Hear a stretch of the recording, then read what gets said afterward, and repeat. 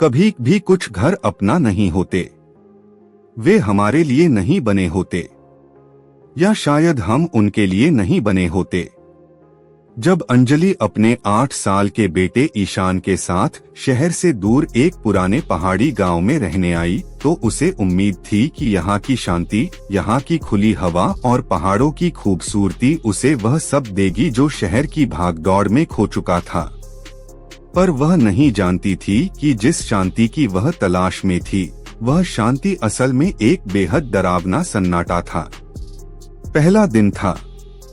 झोपड़ी में कदम रखते ही ईशान ने दरवाजे के पास एक पुरानी कुर्सी देखी जो बार बार खुद से हिल रही थी। हवा का कोई झोंका नहीं था, लेकिन कुर्सी हिल रही थी। अंजलि ने उसे नजरअंदाज किया और खुद को समझाया कि शायद जमीन टेढ़ी है।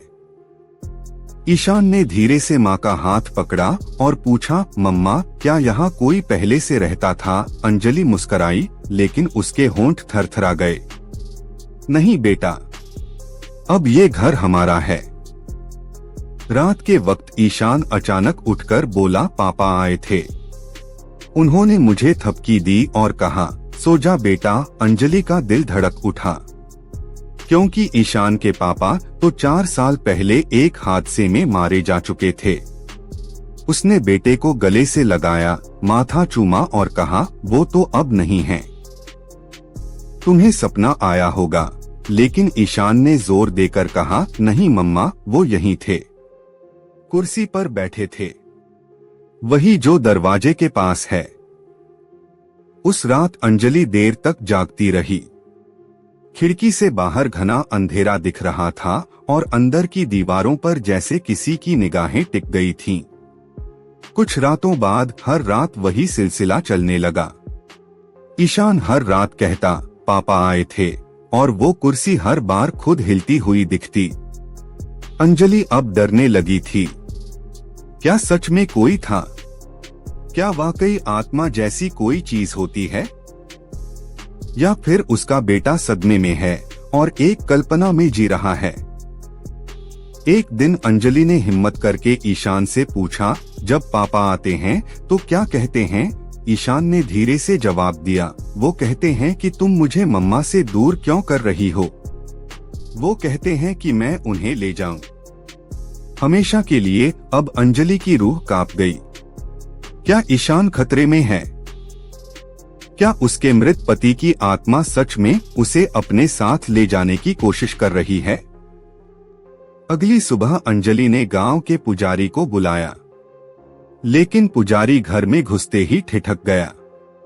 उसकी आंखों में एक अजीब सी चमक आ गई और होंठ बुदबुदाने लगे, यहाँ कोई और भी है, कोई जो बहुत गुस्से में है, और वह चाहता है कि जो उसका था वह उसे वापस मिले। अब सवाल ये था, क्या वो वास्तव में पापा थे या कोई और था जो उस मासूम चेहरे की मासूमियत को अपने इरादों के लिए इस्तेमाल कर रहा था? कहानी यहीं खत्म नहीं होती, बल्कि यहीं से शुरू होती है असली डर की शुरुआत। अब सोचिए, अगर वो पापा नहीं थे तो कौन था जो ईशान को हर रात थपकी देकर सुला रहा था? क्या अंजलि को कुछ करना चाहिए था उस पहली रात ही? वो रात शायद अंजलि की जिंदगी की सबसे लंबी रात थी। पुजारी के शब्द उसके दिमाग में गूंज रहे थे, जो उसका था उसे वापस चाहिए। अंजलि अब घर में हर चीज को शक से देखने लगी थी। दरवाजों की चरमराहट, खिड़की पर पड़ती परछाइयां और सबसे ज्यादा उस दरवाजे के पास रखी हिलती कुर्सी। वो कुर्सी अब अंजलि के सपनों में भी आने लगी थी। उसी रात उसने ईशान को अपने पास सुला लिया। पर रात के ठीक 2:13 बजे जब अंजलि की आंख खुली, उसने देखा कि बिस्तर खाली है। ईशान कहीं नहीं था। घबराकर वो उठी और देखा कि झोपड़ी के हॉल में हल्की हल्की नीली रोशनी फैली हुई है। कोई चुपचाप कुर्सी पर बैठा झूल रहा था और ईशान उस कुर्सी के सामने जमीन पर बैठा था, बिल्कुल शांत, बिल्कुल भावशून्य। अंजलि का कलेजा मुंह को आ गया। वो चीखी ईशान, लेकिन ईशान ने एक बार भी मुड़कर नहीं देखा। वो बस सामने झूलती उस आकृति को निहार रहा था। और तब पहली बार अंजलि ने देखा, उस कुर्सी पर कोई था, एक धुंधली काली छाया, जिसके शरीर का ऊपरी हिस्सा बिल्कुल इंसानी था, लेकिन उसका चेहरा घने धुएं की तरह लगातार बदल रहा था। कभी उसके मरे हुए पति का चेहरा, कभी किसी बूढ़े की कुटिल मुस्कान, कभी एक अनजान बच्चे का दर्दभरा चेहरा। अंजलि कांपती हुई पीछे हटने लगी। तभी उस परछाई ने गर्दन घुमाई और उसकी आंखों में आंखें डाल दी। पूरा कमरा ठंडा हो गया, जैसे किसी ने अचानक से सब कुछ जमा दिया हो। हवा बंद, घड़ी की टिक टिक भी बंद। फिर वो आवाज आई, वही जो ईशान हर रात सुनता था, सो जा बेटा, मम्मा झूठ बोलती है, मम्मा तुम्हें मुझसे दूर ले जा रही है, चलो मेरे साथ। ईशान उठ खड़ा हुआ और जैसे जैसे वो परछाई की ओर बढ़ा, कमरे की दीवारों से खून टपकने लगा। अंजलि ने जोर से चिल्लाया, रुक जा ईशान, वो तुम्हारे पापा नहीं हैं। लेकिन ईशान नहीं रुका। उसकी आंखें अब सफेद हो गई थीं, बिना पुतलियों के। तभी कमरे की लाइट झपकने लगी। पुजारी द्वारा छोड़ा गया वह धागा जो उसने दरवाजे पर बांधा था, अचानक जल उठा और एक तेज चीख कमरे में गूंज गई। वो परछाई तड़पने लगी, जैसे कोई उसे रोक रहा हो। अंजलि दौड़कर ईशान को खींच लाई और मंत्र पढ़ने लगी, जो पुजारी ने उसे आखिरी वक्त सिखाया था। क्षेमाय स्वाहा, क्षेमाय स्वाहा। बार बार, जल्दी जल्दी। डरी हुई पर विश्वास के साथ परछाई बौखला गई। उसने एक भयंकर चीख मारी, जिससे घर की खिड़कियां फूट गईं, छत कांपने लगी और कमरे की हर चीज इधर उधर गिरने लगी। और फिर अचानक सब शांत हो गया। ईशान बेहोश हो चुका था। अंजलि उसे लेकर वहीं फर्श पर बैठ गई, आंखों से आंसू बह रहे थे, पर उसने रुकना नहीं चुना। सुबह तक वो मंत्र पढ़ती रही, रुक रुक कर, कांप कांप कर, लेकिन लगातार। सुबह जब सूरज की पहली किरण झोपड़ी की खिड़की से अंदर आई, तो कुर्सी अपनी जगह पर बिल्कुल स्थिर थी। दीवारें अब साफ थीं, हवा चल रही थी। ईशान की आंखें खुली थीं और वो पहली बार हंसा। बोला, मम्मा, आज रात पापा नहीं आए, लेकिन अंजलि जानती थी। वो आया था, पर अधूरा रह गया। कोई था जो उस घर में अपना हिस्सा ढूंढ रहा था, और अभी अभी वो हार गया था। लेकिन क्या वाकई वो हार गया था? अब सवाल ये उठता है, क्या वो आत्मा सच में चली गई, या उसने कोई और तरीका खोज लिया है वापसी का? क्या ईशान अब सुरक्षित है, या सब कुछ सिर्फ शुरू हुआ है? जानिए आगे। कभी भी जो दिखता है वही सच नहीं होता, और जो दिखता नहीं वही सबसे बड़ा सच होता है। अंजलि को लगा कि अब सब ठीक हो गया है। झोपड़ी फिर से शांत हो गई थी। ईशान हंसने लगा था, रातें नींद में बीतने लगी थीं। पर डर की सबसे खतरनाक बात यह होती है कि वो कभी सच में नहीं जाता। वो बस छिप जाता है एक कोने में, इंतजार करता है, और फिर सही वक्त पर लौट आता है, पहले से कहीं ज्यादा ताकतवर रूप में। एक दिन जब अंजलि सफाई कर रही थी, तो उसे अलमारी के पीछे एक धूल भरा लकड़ी का डिब्बा मिला। अंदर एक पुराना फोटो एल्बम था। उसने उसे खोला तो पहला ही पन्ना देखकर उसका दिल दहल गया। वहां एक तस्वीर थी, ईशान की, जो उसने कभी नहीं खिंचवाई थी। तस्वीर में ईशान झोपड़ी के ठीक बाहर खड़ा था, अकेला, और पीछे खिड़की से एक धुंधली सी परछाई उसे देख रही थी। अंजलि ने फोटो को पीछे पलटा। उस पर लिखा था, मेरा बेटा मुझसे कोई छीन नहीं सकता। और अंजलि की रूह कांप गई। और क्या ये रमेश था, उसका मरा हुआ पति, या कोई और? उसी रात ईशान की तबीयत अचानक बिगड़ने लगी। उसे तेज बुखार हो गया और वो बार बार बड़बड़ाने लगा, पापा आएंगे, पापा मुझे ले जाएंगे, पापा कह रहे हैं मम्मा को छोड़ दो। अंजलि रोने लगी। पुजारी को कॉल किया पर फोन नेटवर्क चला गया। बाहर आंधी चल रही थी। बारिश के साथ तेज कड़कती बिजली झोपड़ी के चारों ओर मंडरा रही थी।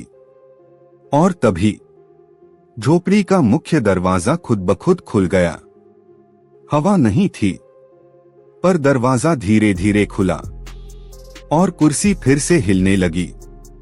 एक बार फिर वही डरावनी धुआंसी आकृति उस कुर्सी पर बैठ चुकी थी, लेकिन इस बार उसका चेहरा साफ था। रमेश का चेहरा, वैसा ही जैसा उसकी मौत से पहले हुआ करता था, पर इस बार आंखें खून से भरी थीं और होठों पर एक अजीब मुस्कान थी, ऐसी जो कभी प्रेम नहीं, सिर्फ अधिकार दिखाती थी। अंजलि कांपती हुई बोली, तुम मर चुके हो रमेश, वापस चले जाओ। लेकिन रमेश बोला, तुमने मुझसे मेरा बेटा छीना, अब मैं उसे वापस लूंगा। और इस बार कोई मंत्र, कोई पूजा, कोई पुजारी उसे मुझसे नहीं बचा सकेगा। तभी ईशान बिस्तर से उठकर सीधे उस कुर्सी की ओर चल पड़ा। उसकी चाल सामान्य नहीं थी, जैसे किसी और की आत्मा उसके शरीर को चला रही हो। अंजलि चिल्लाई, ईशान रुको, लेकिन ईशान की आंखें अब बिल्कुल काली हो गई थीं। बिना पुतलियों के, सिर्फ काली गहराई, जैसे एक गहरी खाई जिसमें न रोशनी थी न जीवन। अंजलि ने दौड़कर उसके गले से वो लॉकेट निकाल दिया जो रमेश ने उसे शादी के वक्त दिया था और जोर से जमीन पर पटक दिया। लॉकेट टूटते ही कमरे में एक जोरदार चीख गूंजी। रमेश की आत्मा दहाड़ मारती हुई उठी और दीवारों से टकराने लगी। उसके शरीर से आग की लपटें उठ रही थीं। पूरा घर हिलने लगा। अंजलि ने हिम्मत करके वो लॉकेट उठाया और ईशान के सिर पर रखा। अगर तू मेरा बेटा है तो वापस आ जा, अगर तू अब भी मुझसे जुड़ा है तो मेरी आवाज सुन। और अचानक ईशान बेहोश होकर गिर पड़ा। रमेश की आत्मा अब दीवारों से चिपकी जा रही थी, जैसे कोई उसे खींच कर ले जा रहा हो। और फिर एक पल में वो गायब हो गई। कमरा शांत था। हवा फिर से चलने लगी। लाइट जल गई और ईशान की सांसें वापस सामान्य हो गईं। लेकिन जब अंजलि ने झुककर उसका माथा चूमा तो एक ठंडी सी फुसफुसाहट उसके कानों में गूंजी, मम्मा, मैं तो अब भी यही हूं। तो क्या ईशान की आत्मा पूरी तरह से आजाद हो चुकी है, या रमेश अब उसके भीतर छिप गया है? क्या डर वाकई खत्म हो गया, या ये सिर्फ एक रूपांतरण है? डर का सबसे खतरनाक चेहरा वो होता है जो बिना चेहरा दिखाए तुम्हारे भीतर उतर जाता है। अंजलि ने सोचा था सब कुछ खत्म हो गया, कि ईशान अब ठीक है, घर अब शांत है और रमेश की आत्मा अब हमेशा के लिए मिट चुकी है। लेकिन सच तो ये था कि असली कहानी अब शुरू हुई थी। उस दिन के बाद ईशान पहले जैसा नहीं रहा। वो कम बोलता, ज्यादा देखता। वो खेलता नहीं था, बस बैठा रहता और सामने दीवार को घूरता रहता। अंजलि ने जब उससे पूछा, बेटा क्या सब ठीक है, तो उसने धीरे से कहा, पापा कह रहे हैं तुम्हें माफ नहीं करना चाहिए। अंजलि के शरीर में सिहरन दौड़ गई।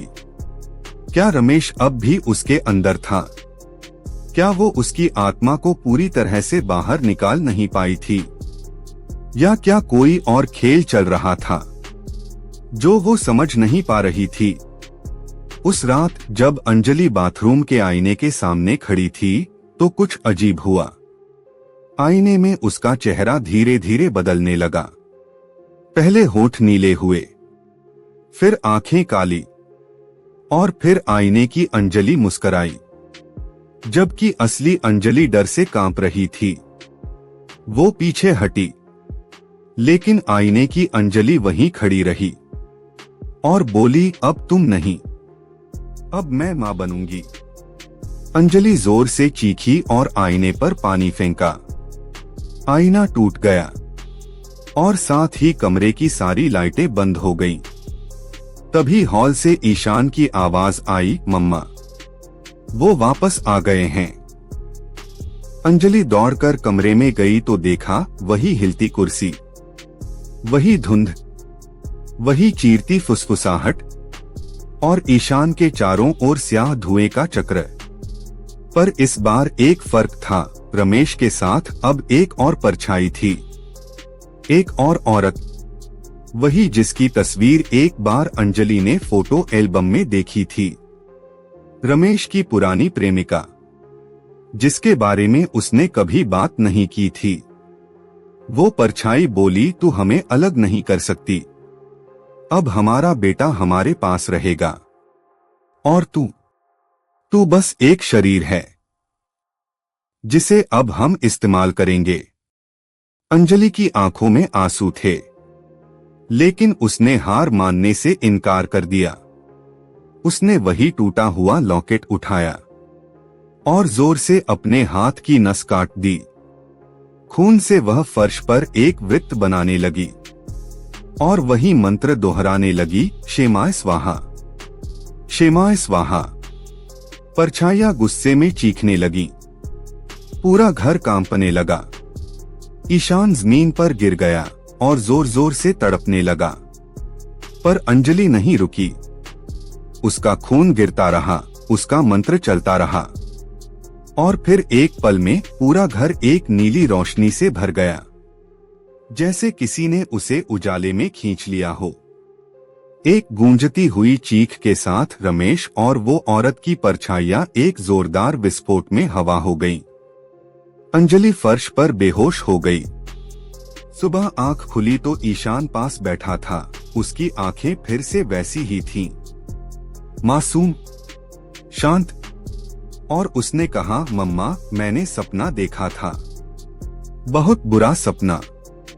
अंजलि ने मुस्कुराने की कोशिश की, लेकिन उसकी आंखों में आंसू थे। उसने ईशान को गले लगाया और तभी खिड़की पर एक हल्की दस्तक हुई। अंजलि ने मुड़कर देखा, वहां कोई नहीं था, सिर्फ एक टूटी हुई कुर्सी जो अब हिलना बंद कर चुकी थी। पर कहानी यहीं खत्म नहीं होती। 3 हफ्ते बाद अंजलि और ईशान ने वो झोपड़ी छोड़ दी। वो एक नए शहर में बस गए, नए स्कूल, नया घर, नई जिंदगी। पर एक दिन जब अंजलि बाजार से घर लौटी, उसने देखा ईशान कमरे में अकेले बैठा था। सामने एक नई लकड़ी की कुर्सी और उसके हाथ में